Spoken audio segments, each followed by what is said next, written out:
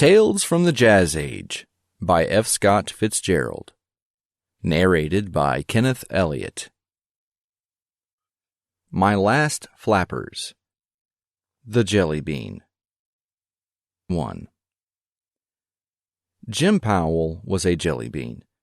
Much as I desire to make him an appealing character, I feel that it would be unscrupulous to deceive you on that point. He was a bred in the bone, dyed in the wool, 99 3/4% jelly bean, and he grew lazily all during jelly bean season, which is every season, down in the land of the jelly beans, well, below the Mason-Dixon line.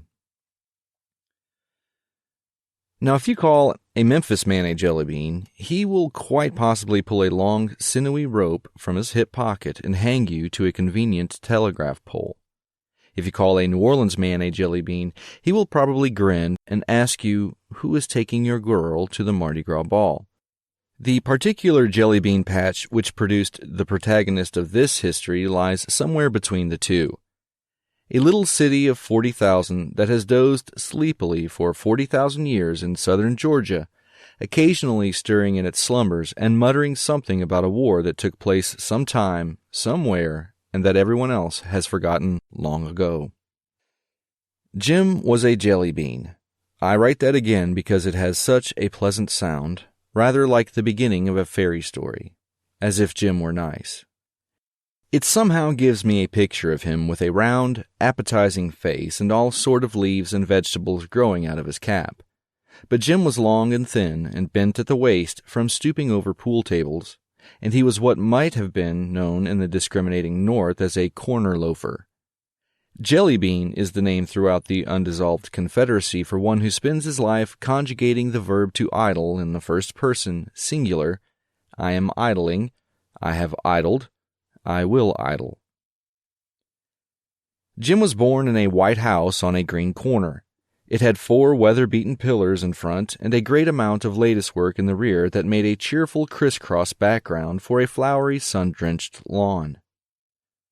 Originally the dwellers in the White House had owned the ground next door, and next door to that, and next door to that, but this had been so long ago that even Jim's father scarcely remembered it.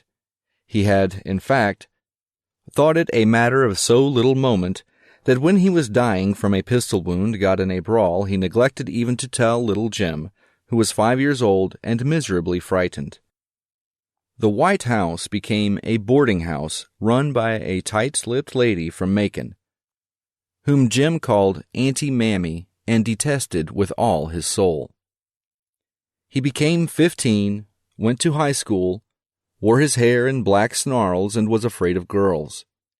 He hated his home, where 4 women and 1 old man prolonged an interminable chatter from summer to summer about what lots the Powell place had originally included and what sorts of flowers would be out next. Sometimes the parents of little girls in town, remembering Jim's mother and fancying a resemblance in the dark eyes and hair, invited him to parties. But parties made him shy, and he much preferred sitting on a disconnected axle in Tilly's garage, rolling the bones or exploring his mouth endlessly with a long straw. For pocket money, he picked up odd jobs, and it was due to this that he stopped going to parties. At his third party, little Marjorie Haight had whispered indiscreetly and within hearing distance that he was a boy who brought the groceries sometimes. So instead of the 2-step and polka, Jim had learned to throw any number he desired on the dice and had listened to spicy tales of all the shootings that had occurred in the surrounding country during the past 50 years. He became 18. The war broke out, and he enlisted as a gob and polished brass in the Charleston Navy Yard for a year. Then, by way of variety, he went north and polished brass in the Brooklyn Navy Yard for a year. When the war was over, he came home. He was 21. His trousers were too short and too tight, his buttoned shoes were long and narrow, his tie was an alarming conspiracy of purple and pink marvelously scrolled, and over it were 2 blue eyes faded like a piece of very good old cloth long exposed to the sun. In the twilight of one April evening when a soft gray had drifted down along the cotton fields and over the sultry town, he was a vague figure leaning against a board fence, whistling and gazing at the moon's rim above the lights of Jackson Street. His mind was working persistently on a problem that had held his attention for an hour. The Jelly Bean had been invited to a party. Back in the days when all the boys had detested all the girls, Clark Darrow and Jim had sat side by side in school. But while Jim's social aspirations had died in the oily air of the garage, Clark had alternately fallen in and out of love, gone to college, taken to drink, given it up, and in short, become one of the best beaux of the town. Nevertheless, Clark and Jim had retained a friendship that, though casual, was perfectly definite.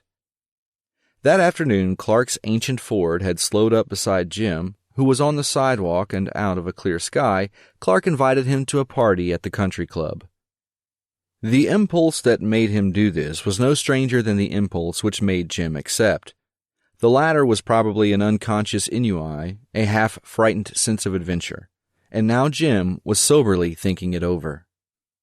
He began to sing, drumming his long foot idly on a stone block in the sidewalk till it wobbled up and down in time to the low, throaty tune.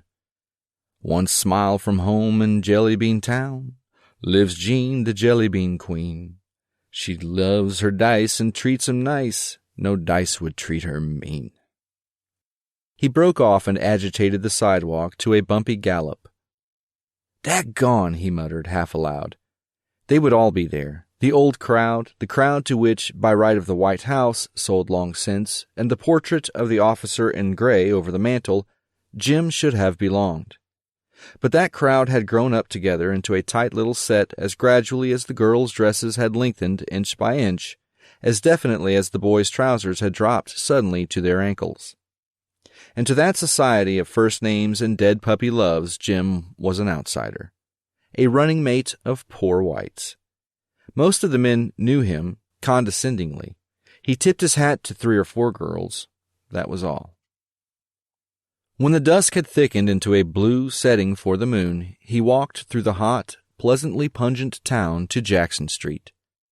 The stores were closing and the last shoppers were drifting homeward, as if borne on the dreamy revolution of a slow merry-go-round. A street fair farther down a brilliant alley of varicolored booths contributed a blend of music to the night, an oriental dance on a calliope, a melancholy bugle in front of a freak show, a cheerful rendition of Back Home in Tennessee on a hand organ. The Jelly Bean stopped in a store and bought a collar. Then he sauntered along toward Soda Sam's, where he found the usual 3 or 4 cars of a summer evening parked in front and the little darkies running back and forth with sundaes and lemonades. "Hello, Jim!" It was a voice at his elbow. Joe Ewing, sitting in an automobile with Marilyn Wade, Nancy Lamar, and a strange man, were in the back seat. The Jelly Bean tipped his hat quickly. "Hi, Ben." Then after an almost imperceptible pause, "How y'all?" Passing, he ambled on toward the garage where he had a room upstairs. His "how y'all" had been said to Nancy Lamar, to whom he had not spoken in 15 years. Nancy had a mouth like a remembered kiss, and shadowy eyes and blue-black hair inherited from her mother who had been born in Budapest. Jim passed her often on the street, walking small-boy fashion with her hands in her pockets, and he knew that with her inseparable Sally Carrol Hopper she had left a trail of broken hearts from Atlanta to New Orleans. For a few fleeting moments, Jim wished he could dance. Then he laughed, and as he reached his door began to sing softly to himself. "Her jelly roll can twist your soul. Her eyes are big and brown. She's the queen of the queens of the jelly beans, my Jean of Jelly Bean Town." 2. At 9:30, Jim and Clark met in front of Soda Sam's and started for the country club in Clark's Ford. "Jim," asked Clark casually as they rattled through the jasmine-scented night, "how do you keep alive?" The Jelly Bean paused, considered. "Well," he said finally, "I got a room over Tilly's garage. I help him some with the cars in the afternoon, and he gives it to me free. Sometimes I drive one of his taxis and pick up a little that-a-way. I get fed up on doing that regular, though. That all?